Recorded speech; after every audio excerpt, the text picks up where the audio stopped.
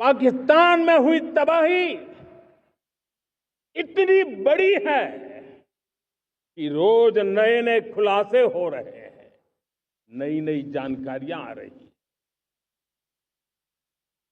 मेरे प्यारे देशवासियों, हमारा देश कई दशकों से आतंक को झेलता आया हुआ है। देश के सीने को छलनी कर दिया गया है। अब हमने एक न्यू नॉर्मल प्रस्थापित किया। आतंक को और आतंकी को पालने पोसने वालों को, आतंकियों को ताकत देने वालों को अब हम अलग अलग नहीं मानेंगे।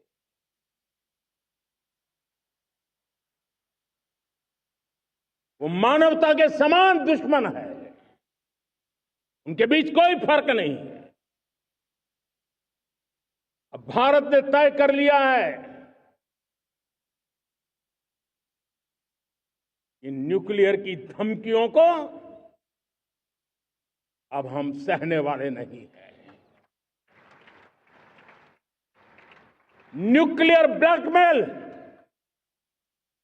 लंबे अरसे से चलाया, अब वो ब्लैकमेल नहीं सहा जाएगा।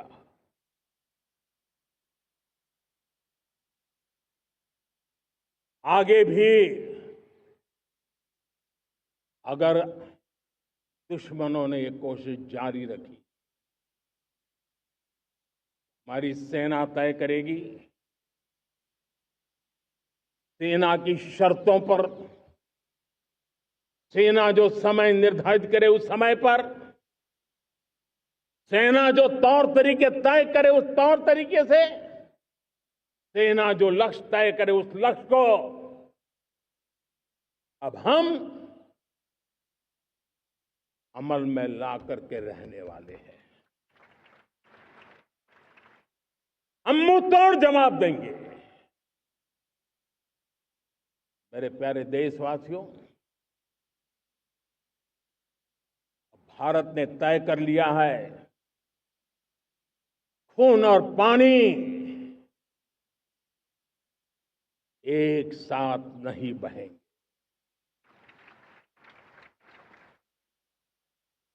अब देशवासियों को भली भांति पता चला है कि सिंधु का समझौता कितना अन्यायपूर्ण है, कितना एक तरफा है। भारत से निकलती नदियों का पानी दुश्मनों के खेत को सींच रहा है और मेरे देश के किसान, मेरे देश की धरती पानी के बिना प्यासी है।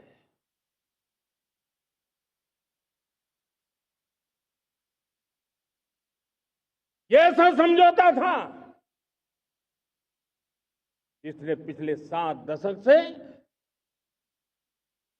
मेरे देश के किसानों का अकल्पनीय नुकसान किया है।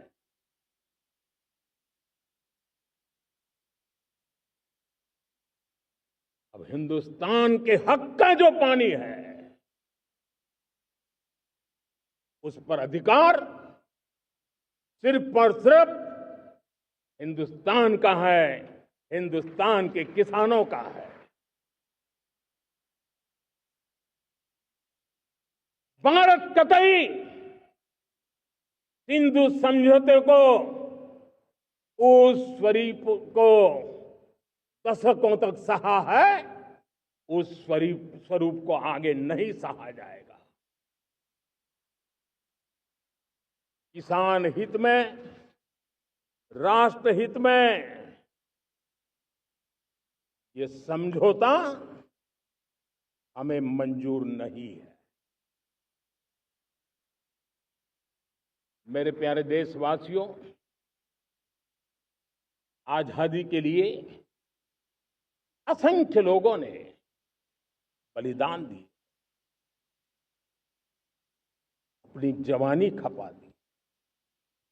जेलों में जिंदगी गुजारी है, फांसी के तख्त पर लटके हैं, कुछ लेने पाने बनने के लिए नहीं, मां भारती के स्वाभिमान के लिए, कोटि कोटि जनों की आजादी के लिए, गुलामी की जंजीरों को तोड़ने के लिए। और मन में एक ही भाव था, स्वाभिमान। साथियों, गुलामी ने हमें निर्धन बना दिया, गुलामी ने हमें निर्भर भी बना दिया, औरों पर हमारी निर्भरता बढ़ती गई। हम सब जानते हैं, आजादी के बाद कोटि कोटि जनों के पेट भरना बड़ी चुनौती थी, लेकिन यही मेरे देश के किसान हैं जिन्होंने खून पसीना एक करके देश के अन्न के भंडार भर दिए।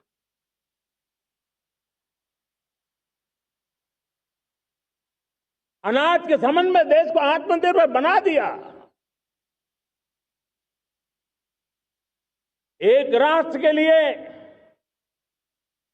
आत्मसम्मान की सबसे बड़ी कसौटी आज भी उसकी आत्मनिर्भरता है। और मेरे प्यारे देशवासियों, विकसित भारत का आधार भी है आत्मनिर्भर भारत। निर्भर रहता है, उसकी आजादी पर उतना ही बड़ा प्रश्न चिन्ह लग जाता है। और दुर्भाग्य तो तब बन जाता है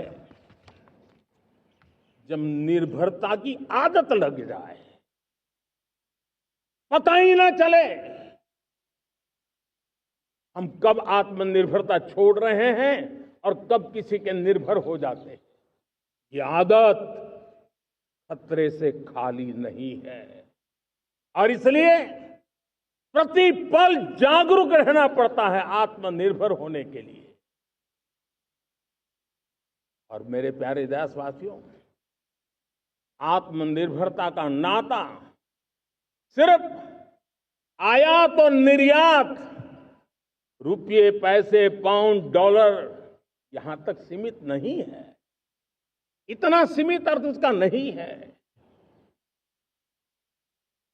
आत्मनिर्भरता का नाता हमारे सामर्थ्य से जुड़ा हुआ है।